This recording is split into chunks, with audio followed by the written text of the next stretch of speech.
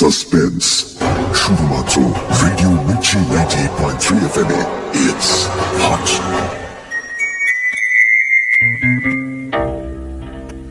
বাংলা সাহিত্যের রোমাঞ্চকর কিছু গল্প দিয়ে সাজানো আমাদের এই বিশেষ নিবেদন সানডে সাসপেন্স। আজ আপনার জন্য হেমেন্দ্র কুমার রায়ের লেখা ভূতের রাজা। হেমেন্দ্র কুমার রায় জন্মেছিলেন 1888 সালে। কিশোরদের জন্য লিখে গেছেন অনেক রহস্য অ্যাডভেঞ্চার। অলৌকিক এবং ভৌতিক গল্পেও তার জুড়ি মেলা ভার। তার সৃষ্টির মধ্যে উল্লেখযোগ্য চরিত্র জয়ন্ত মানিক এবং ইন্সপেক্টর সুন্দরবাবু। তার লেখা বিখ্যাত বই বলতে যখের ধন, জয়ন্তের কীর্তি, আবার যখের ধন ইত্যাদি। শুধু লেখক নন, তিনি ছিলেন একজন সফল গীতিকার। তার মৃত্যু হয় 1963 সালে। আজকের গল্পটি আমরা নিয়েছি হেমেন্দ্র কুমার রায় রচনাবলী তৃতীয় খণ্ড এই বইটি থেকে। প্রধান চরিত্রে গুপ্ত এবং টেলর সাহেব। গল্প পাঠে দীপ। গল্পের সূত্রধার সমক। শুরু হচ্ছে ভূতের রাজা। Downloaded from bengali-mp3.com. Keep visit to us for various Bengali audio stories. Thank you.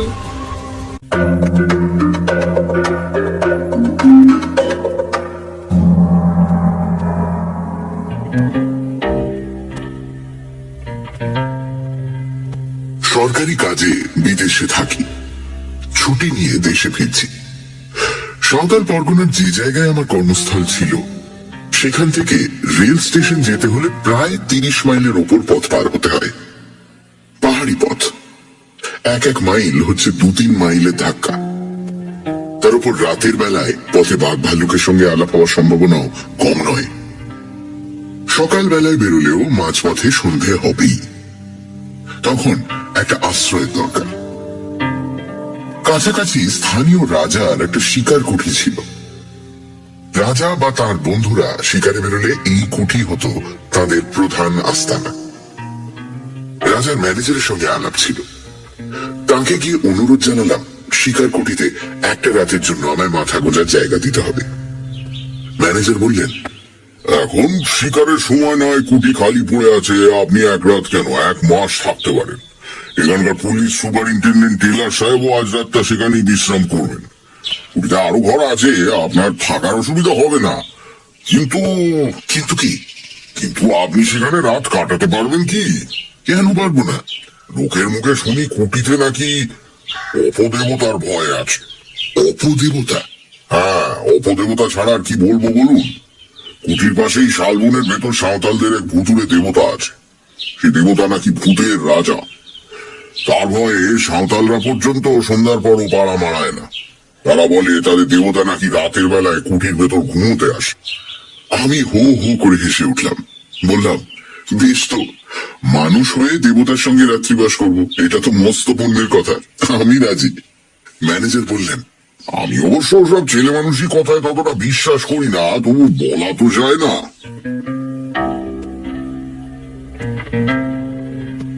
যথাসময়ে ডুলিতে চড়ে রওনা হয়ে সন্ধ্যার কিছু আগেই শিকার কুঠিতে পৌঁছলাম। ডুলি বেয়ারা বলে গেল মাইল 3 তফাতে একটা গাঁয়ে গিয়ে তারা আজকের রাতটা কাটাবে, কাল সকালে আবার ডুলি নিয়ে আসবে। কুঠির বারান্দায় একখানা বেতের চেয়ারে বসে টেলর সাহেব তামাকের পাইপ টানছিলেন। সাহেবের সঙ্গে আমারও বেশ পরিচয় ছিল। আমাকে দেখে সাহেব বললেন,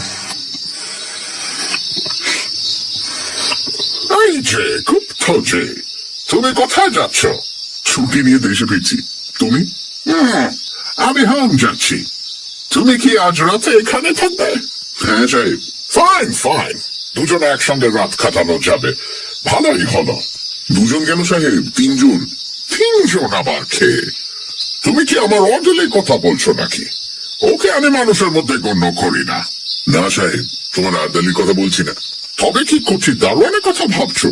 সে তো রাত্রে এখানে থাকে না। না না, আমি দারোয়ানের কথা বলছি না। তুমি কি শোনোনি সাহেব, সাঁওতালদের এক দেবতা রাত্রে আমাদের সঙ্গী হতে পারেন?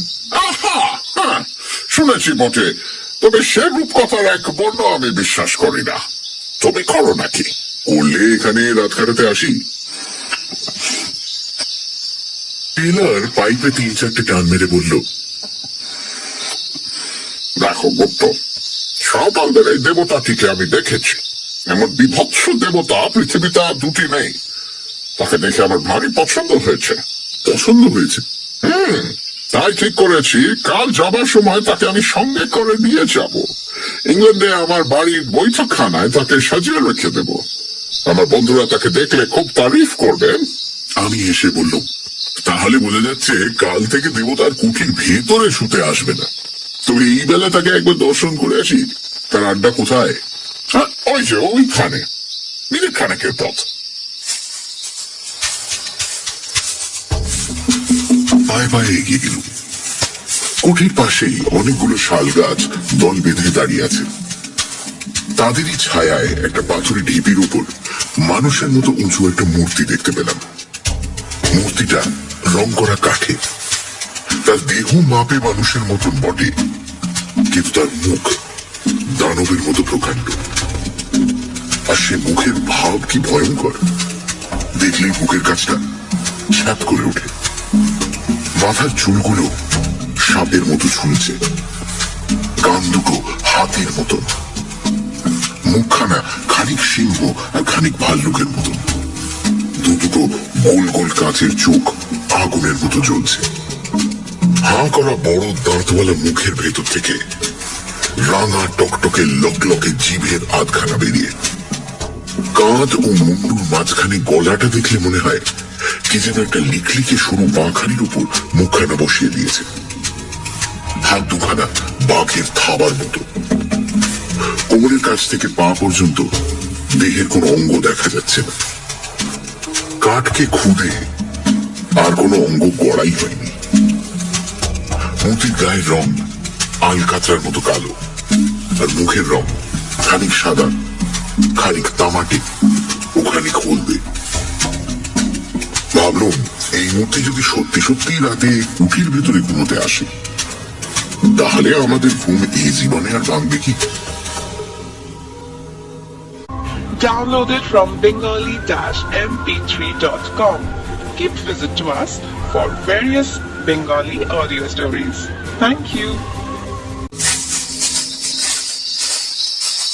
ধীরে ধীরে কুঠির ভেতর ফিরে এলাম। টেইলর পশ্চিমের আকাশের দিকে তাকিয়ে কি যেন দেখছিল। আমাকে দেখে বলল, গুপ্ত, খুব ঝড় বৃষ্টি আসছে। সত্যি কথা, পশ্চিমের আকাশখানা অচম্বিতে ঠিক যেন কালো কোষ্ঠী পাথরের মতো হয়ে গেছে। ঝড় উঠতে আর দেরি নেই।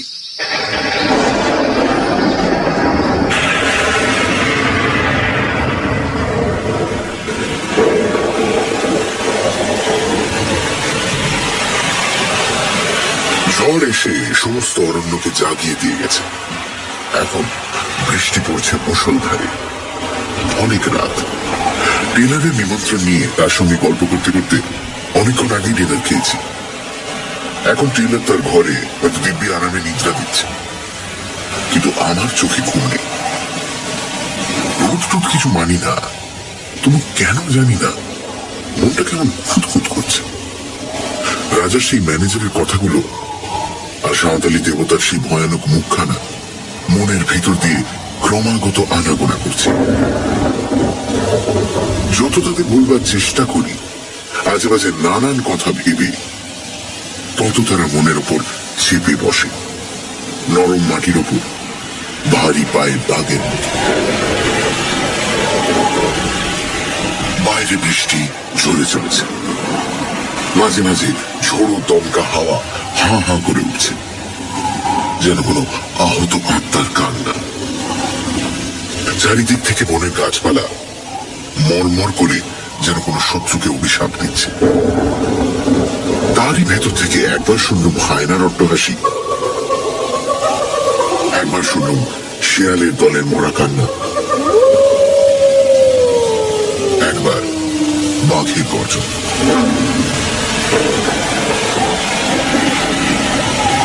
হঠাৎ আমার ঘরের দরজার উপর দুম দুম করে আঘাত হল।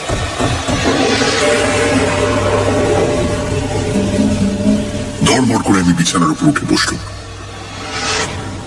সে কি আসছে? দরজার উপর আর কোনো আঘাত হলো না। ঝোড়ো হাওয়ার ঝাপটায় দরজার কড়া নড়ে উঠেছে নিশ্চয়।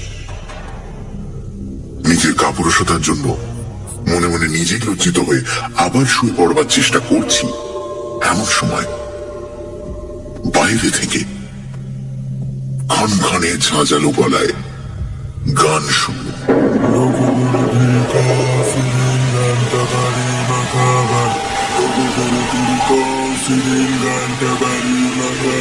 এ তো সাঁওতালি ভাষা, নিশ্চয় কোনো সাঁওতাল গান গাইছে। কিন্তু এত রাত্রে এমন ঝড় বাদলে এই হিংস্র জন্তু ভরা গভীর অরণ্যের মধ্যে কে সাঁওতাল মনের আনন্দে শখ করে গান গাইতে আসবে?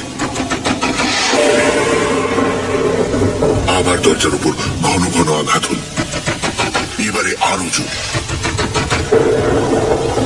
আমার সমস্ত শরীর রোমাঞ্চিত হয়ে উঠল।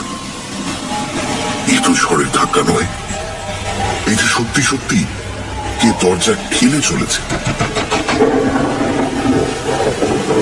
তবে কি সে এসেছে? তবে কি সে এখন ঘুমোতে এসেছে? আবার গান শুন, এবার আমার খুব কাছে, একেবারে কুঠির বারান্দার উপর। সেই তীব্র ক্ষণক্ষণে গলার আওয়াজ। হঠাৎ উল্টো বিপদ, কুঠির ভেতর দিককার দরজায় ঘন ঘন আঘাত। ভেতরে বাইরে বিপদ দেখে প্রায় যখন হাল ছেড়ে দিয়ে বসেছি, এমন সময় শুনুন, দরজা খোলো শিগগিরই। তো টেলারের গলা। বাঁচলুম, তাড়াতাড়ি উঠে দরজা খুলে দিল। টেলার হুড়মুড় করে ঘরের ভেতর ঢুকে পড়ল। তার চোখ মুখ পাগলের মতো, তার হাতে বন্দুক। আমি তাকে দু হাতে চেপে ধরে বললাম, মিস্টার টেলার, কি হয়েছে? এত রাত্রে কি দরকার তোমার? টেলার দেওয়ালে ঠেসান দিয়ে দাঁড়িয়ে বলল, আমার ঘরের দরজায় ক্রমাগত কে লাথি মারছে আর গান গাইছে। তুমি কি আমার ঘরের কাছে গিয়ে আমায় ডাকছিলে? না না, আমি তো বিছানা ছেড়ে এক পাও নড়িনি, কিন্তু আমারও ঘরের দরজা কে যেন নাড়ছে আর গান গাইছে। ওই শোনো।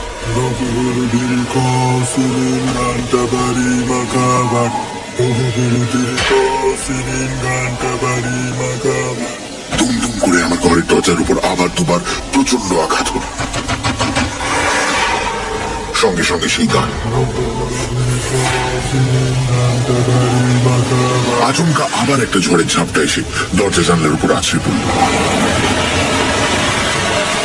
এবং সঙ্গে সঙ্গে একটা খড়খড়ি দুমদাম করে ফেলে গেল।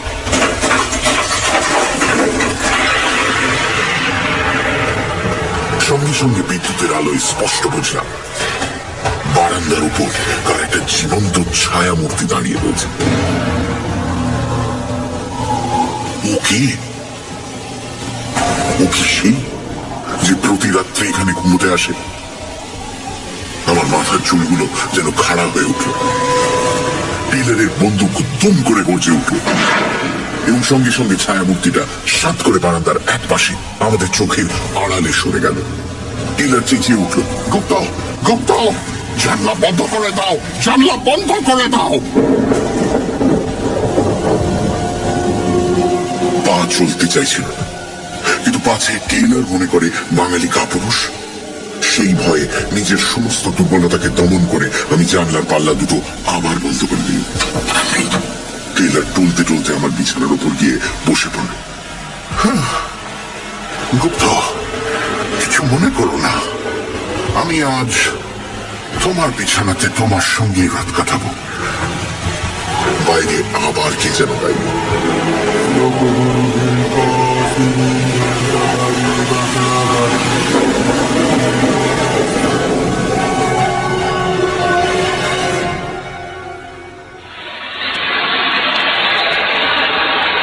সকালবেলা, কিন্তু তখনও সমানভাবে বৃষ্টি ঝরছে আর ঝরছেই।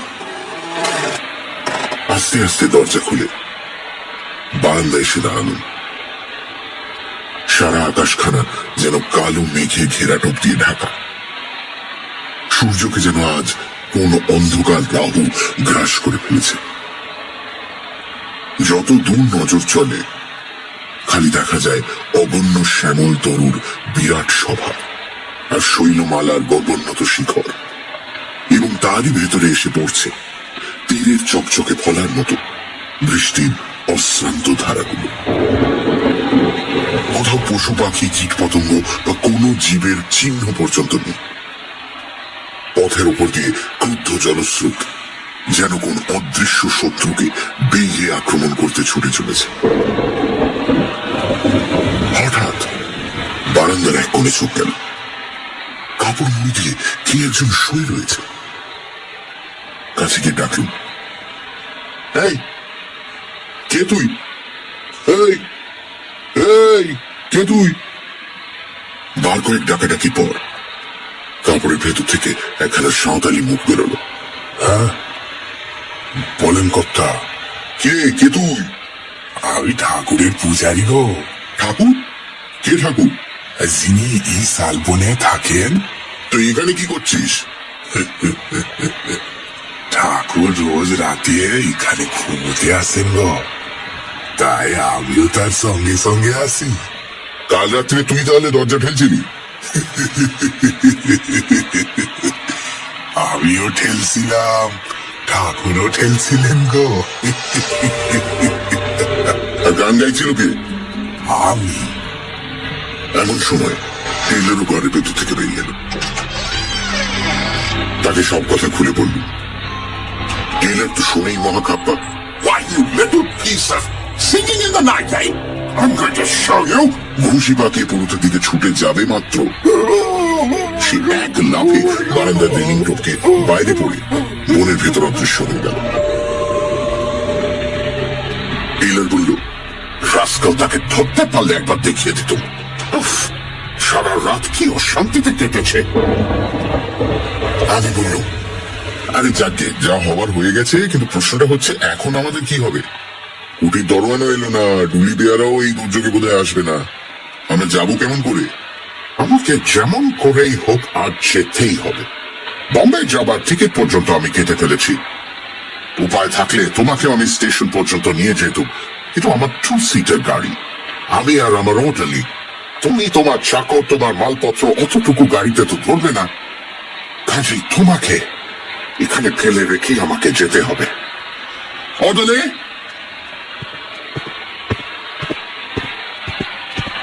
টেইলরের আর্দালি এসে সালাম করল।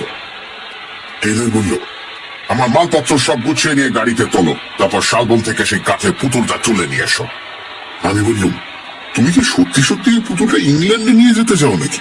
অফকোর্স, আমার যে কথা সেই কাজ।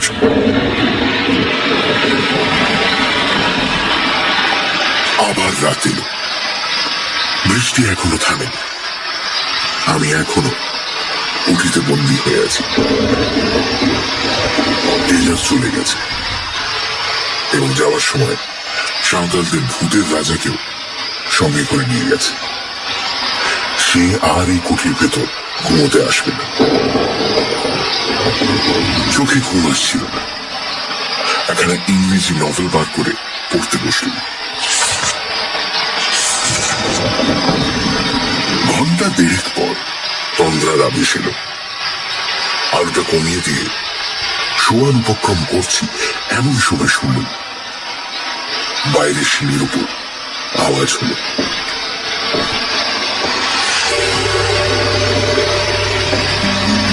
ঠিক যেন কাঠের আওয়াজ। ঠক ঠক করতে করতে আওয়াজটা আমার ঘরের কাজ বরাবর এলো। তারপর দরজার উপর শুনল ধাক্কার পর ধাক্কা।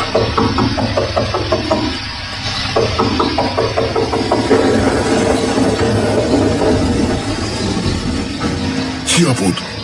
টেইলর তো পুতুলটাকে নিয়ে কোন সকালে বিদায় হয়েছে। এই আবার কে জ্বালাতে? নিশ্চয়ই সেই সাঁওতাল পুরুত ব্যাটা।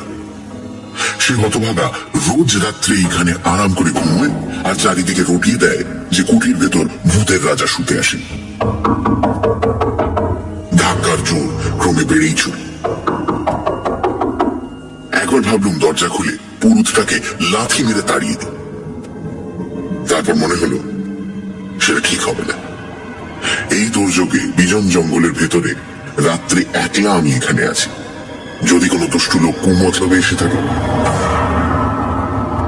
বন্দুকটা নিয়ে দরজার কাছে গিয়ে দাঁড়ানো।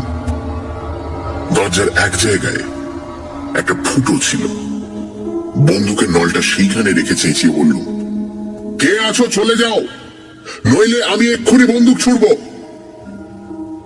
কোনো জবাব নেই। দরজার উপর ধাক্কাও থামল। এখনো আমার কথা শোনো, নইলে কিন্তু।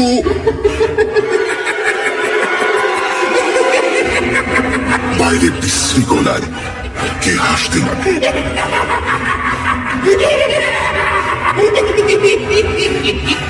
আমি বন্দুকের ঘোড়া টিপে দিলাম। সঙ্গে সঙ্গে দরজার উপর ধাক্কাও থেমে গেল। ঠক ঠক করে একটা আওয়াজ ঘরের কাছ থেকে দূরে সরে যেতে লাগে।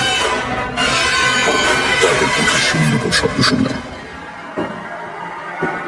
খানিক পরে অনেক দূর থেকে আবার সেই বিশ্রী হাসি শোনা গেল।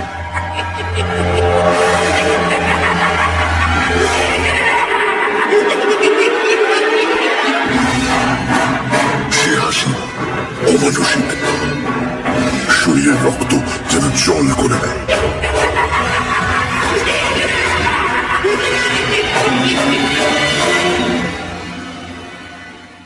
শেষ রাতে জল ধরে গেল। সকালে দরজা খুলতেই কাঁচা সোনার মতো কচি রোদ এসে ঘরখানা যেন হাসিতে ভরিয়ে তুলল। রোদ দেখে মনটা খুশি হয়ে উঠল। বারান্দায় বেরিয়েই দেখি এক কোণে কাপড় মুড়ি দিয়ে কি শুয়ে রয়েছে। পেড়ে গিয়ে মারলুম তাকে এক ধাক্কা। এই ধর্মর করে সে উঠে বসল। সেই সাঁওতাল পুরুতটা। বলেন কথা। কাল আবার কি করতে আসছি এখানে? বাড়ি চালাকি পেয়েছিস না? লোকটার মুখের ভাব একটুও বদলালো না। শান্ত গলায় বলল, আমার ঠাকুর কাল এখানে ঘুমতে এসেছিলেন, আমিও তাই এসেছিলাম গো। আমার ঠাকুর এখানে ঘুমতে এসেছিল? কোথায় তো ঠাকুর? সে তো তাকে নিয়ে চলে গেছে।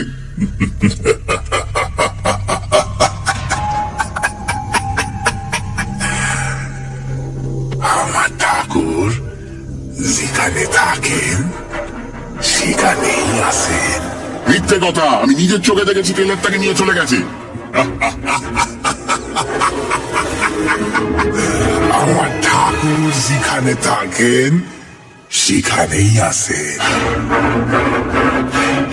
কুঠি থেকে বেরিয়ে পড়ে ছুটে পাশে শালবনে গিয়ে হাজির হল। সবিস্ময়ে দেখলুম ভূতের রাজা চোখ পাকিয়ে লোকে জিভ বার করে ঠিক সেইখানেই দাঁড়িয়ে আছে। আর ও কি? মূর্তির পেটের উপর একটা গর্ত, ঠিক যেন বন্দুকের গুলির তার। গর্তের চারপাশে রক্ত জমাট হয়ে আছে। মূর্তির আরো নানান জায়গাতেও রক্তের চিহ্ন। তবে কি আমার বন্দুকের গুলি? ভাবতে পারলাম না। মূর্তির দিকে আর তাকাতেও পারলাম না। কেমন একটা অজানা ভয়ে আমার সমস্ত শরীর আচ্ছন্ন হয়ে গেল। প্রাণপণে দৌড়ে সেখান থেকে পালিয়ে এলো।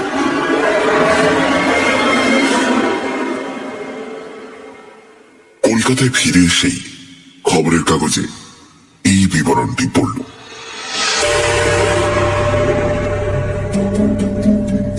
সাঁওতাল পরগনার police superintendent mister J Taylor কর্ম হইতে অবসর লইয়া বিলাতে যাইতেছিলেন, কিন্তু পথের মধ্যে এক বিপদে পড়িয়া খুব সম্ভব তিনি প্রাণ হারাইয়াছেন। স্থানীয় জঙ্গলের ভেতরে তাহার মোটর গাড়ি পাওয়া গিয়েছে। মোটরের উপর ভিতর ও চারিপাশে রক্তের দাগ, কিন্তু মিস্টার টেইলর ও তাহার আর্দালির কোনো সন্ধান পাওয়া যাইতেছে না। পুলিশ সন্দেহ করিতেছে মিস্টার টেইলর ও তাহার আর্দালিকে ব্যাঘ্র বা অন্য কোনো হিংস্র জন্তু আক্রমণ করিয়াছে। নিকটস্থ জঙ্গলে এক নরখাদক ব্যাঘ্রের খোঁজ পাওয়া গিয়েছে। সেই ভুতুড়ে মূর্তির গায়ে যে রক্তের দাগ লেগেছিল, তাহলে সে রক্ত হচ্ছে হতভাগ্য টেলর আর তার আর্দালির গায়ের রক্ত। এবং সেই সাঁওতাল পুরুতটাই নিশ্চয়ই কোনোভাবে খবর পেয়ে ভূতের রাজাকে আবার শালবনে ফিরিয়ে এনেছিল। মনকে এই বলে প্রবোধ দিলুম বটে, কিন্তু প্রতিজ্ঞা করলুম শিকার কুঠিতে আর কখনো রাত্রিবাস করব না। কিসে কি হয় কে জানে।